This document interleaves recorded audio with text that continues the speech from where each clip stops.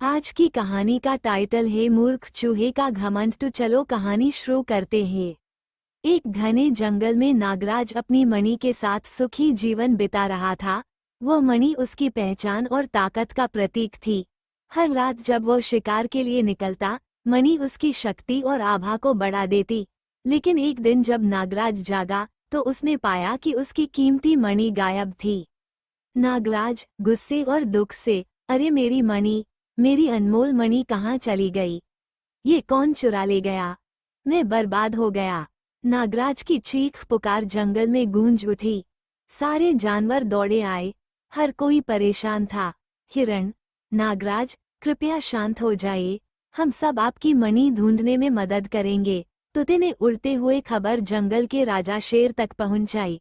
शेर ने तुरंत एक सभा बुलाई। शेर गंभीर आवाज में, यह नागराज की मणि केवल उसकी नहीं, हमारे जंगल की शान है। चोर को पकड़ने का जिम्मा चतुर लोमड़ी को सौंपता हूँ। लोमड़ी, 2 दिन में चोर को पकड़कर मेरे सामने लाओ। लोमड़ी ने ध्यान दिया कि नागराज के बिल के आसपास कई चूहों के बिल थे। उसने अपनी खोज शुरू की। लोमड़ी, अपने आप से, इतने सारे चूहों में से चोर को ढूंढना आसान नहीं है, लेकिन मुझे उनके व्यवहार पर ध्यान देना होगा। अगले दिन उसने सभी चूहों को बुलाया। लोमड़ी, सभी चूहे मेरे सामने हाजिर हों। मैं आपसे कुछ सवाल पूछना चाहती हूँ। सारे चूहे इकट्ठा हुए। लोमड़ी ने उनसे पूछा कि पिछले कुछ दिनों में क्या उन्होंने किसी का अजीब व्यवहार देखा है। चूहा एक, लोमड़ी जी, पिछले कुछ दिनों से मोतीराम, चोर चूहा, बहुत अजीब व्यवहार कर रहा है। वो किसी से बात नहीं करता और हमेशा घमंड में रहता है।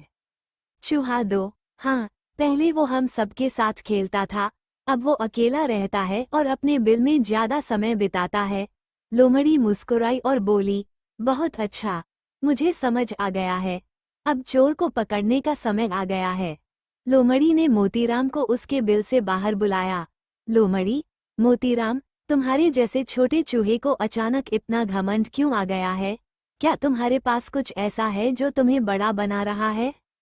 मोतीराम घबराकर, नहीं, मेरे पास कुछ नहीं है। लोमड़ी, सच बोलो, वरना तुम्हारे बिल की तलाशी लेनी पड़ेगी। मोतीराम ने अंततः अपना जुर्म कबूल कर लिया। उसने मणि छुपाकर रखी थी। मोतीराम रोते हुए, मुझे माफ कर दो। मैंने बस एक बार मणि देखी थी और मुझे लगा कि इससे मैं सबसे ताकतवर बन जाऊंगा। लोमड़ी ने मणि लेकर शेर के पास पहुंचाई। शेर गुस्से में, मोतीराम, तुमने जो किया वो हमारे जंगल के कानून के खिलाफ है। चोरी और घमंड दोनों से कोई सुखी नहीं हो सकता। तुम्हें जंगल से निकाला जाता है। नागराज लोमड़ी से, तुमने मेरी मणि वापस दिलाई। तुम्हारी चतुराई की मैं प्रशंसा करता हूँ।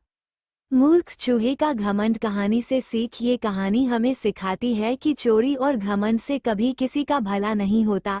सच्ची सफलता मेहनत और ईमानदारी से मिलती है।